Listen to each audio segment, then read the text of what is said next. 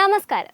നയതന്ത്ര ബന്ധങ്ങൾക്കപ്പുറം വ്യക്തിപരമായ സൗഹൃദത്തിന്റെയും സാംസ്കാരിക വിനിമയത്തിന്റെയും വേദിയായി പ്രധാനമന്ത്രി നരേന്ദ്രമോദിയുടെ ഇസ്രായേൽ സന്ദർശനം മാറുന്നു. 2 ദിവസത്തെ സന്ദർശനത്തിനായി ടെൽ അവീവിലെ ബെൻ ഗുരിയോൺ വിമാനത്താവളത്തിലിറങ്ങിയ മോദിയെ സ്വീകരിക്കാൻ ഇസ്രായേൽ പ്രധാനമന്ത്രി ബെഞ്ചമിൻ നെതന്യാഹുവിനൊപ്പം ഭാര്യ സാറ നെതന്യാഹുവും എത്തിയത് ലോകമാധ്യമങ്ങളുടെ പ്രത്യേക ശ്രദ്ധയാകർഷിച്ചു. സ്വീകരണ ചടങ്ങിനിടെയുണ്ടായ ഒരു കൗതുകകരമായ സംഭവമാണ് ഇപ്പോൾ മാധ്യമങ്ങളിൽ നിറയുന്നത്. ഹൈന്ദവ ദേശീയതയുടെയും ഇന്ത്യയുടെ പൈതൃകവുമായ കാവ്യ നിറത്തിലുള്ള കോട്ടാണ് സാറ നെതന്യാഹു ധരിച്ചിരുന്നത്. ഇത് ശ്രദ്ധയിൽപ്പെട്ട ബെഞ്ചമിൻ നെതന്യാഹു തന്റെ ഭാര്യയുടെ വസ്ത്രത്തിന്റെ നിറവും മോദിയുടെ പോക്കറ്റ് തൂവാലയുടെ നിറവും ഒന്നു തന്നെയാണെന്ന് തമാശ രൂപേണ സൂചിപ്പിച്ചു. ഈ നിറം കേവലം ഒരു അലങ്കാരമല്ലെന്നും ഇന്ത്യയുടെ വികാരവും സംസ്കാരവും ഉൾക്കൊള്ളുന്ന കാവ്യയാണെന്നും മോദി അവരെ പുഞ്ചിരിയോടെ ധരിപ്പിച്ചു. ഇന്ത്യയോടുള്ള തന്റെ ഇഷ്ടം മറച്ചുവെക്കാതെയാണ് സാറ നെതന്യാഹു സംസാരിച്ചത്. ഇന്ത്യ ഒരു അത്ഭുതകരമായ രാജ്യമാണെന്നും ഇവിടുത്തെ ജനങ്ങൾ ഏറെ സ്നേഹമുള്ളവരാണെന്നും അവർ പറഞ്ഞു. നരേന്ദ്രമോദിയെ അത്ഭുതകരമായ നേതാവ് എന്ന് വിശേഷിപ്പിച്ചാണ് സാറ അദ്ദേഹത്തിന്റെ സന്ദർശനത്തിനായി തങ്ങൾ ഏറെ നാളായി കാത്തിരിക്കുകയായിരുന്നുവെന്നും കൂട്ടിച്ചേർത്തത്. ഇസ്രായേൽ പാർലമെന്റായ നെസറ്റിനെ അഭിസംബോധന ചെയ്ത നരേന്ദ്രമോദി മറ്റൊരു ചരിത്രം കൂടി ഇതിലൂടെ സ്വന്തമാക്കിയിരിക്കുകയാണ്. ഇസ്രായേൽ പാർലമെന്റിൽ സംസാരിക്കുന്ന ആദ്യ ഇന്ത്യൻ പ്രധാനമന്ത്രിയാണ് അദ്ദേഹം.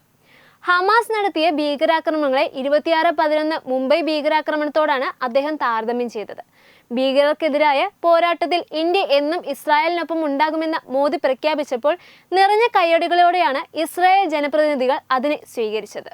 ഇന്ത്യയും ഇസ്രായേലും തമ്മിലുള്ള ബന്ധം വെറും രാഷ്ട്രീയമല്ലെന്നും അത് രക്തം കൊണ്ടും ബലിതർപ്പണം കൊണ്ടും എഴുതപ്പെട്ടതാണെന്നും മോദി തന്റെ വികാരനിർഭരമായ പ്രസംഗത്തിൽ ഓർമ്മപ്പെടുത്തി. മോദിയെ സഹോദരൻ എന്ന് വിളിച്ച് സ്വാഗതം ചെയ്ത നെതന്യാഹു അദ്ദേഹത്തിന്റെ സന്ദർശനം ഇരു രാജ്യങ്ങളുടെയും പ്രതിരോധ സാങ്കേതിക മേഖലകളിൽ വലിയ കുതിച്ചുചാട്ടം ഉണ്ടാക്കുമെന്നും വ്യക്തമാക്കി.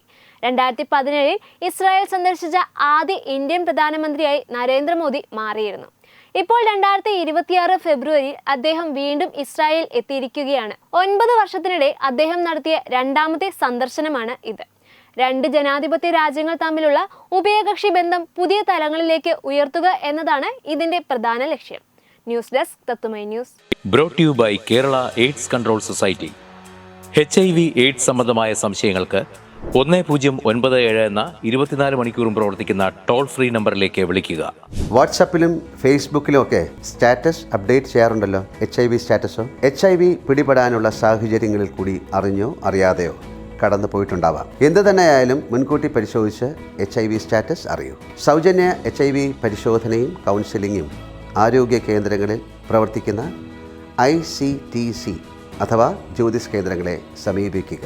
നിങ്ങളുടെ സ്റ്റാറ്റസ് എന്തായാലും വിവരങ്ങൾ രഹസ്യമായി സൂക്ഷിക്കുന്നതായിരിക്കും.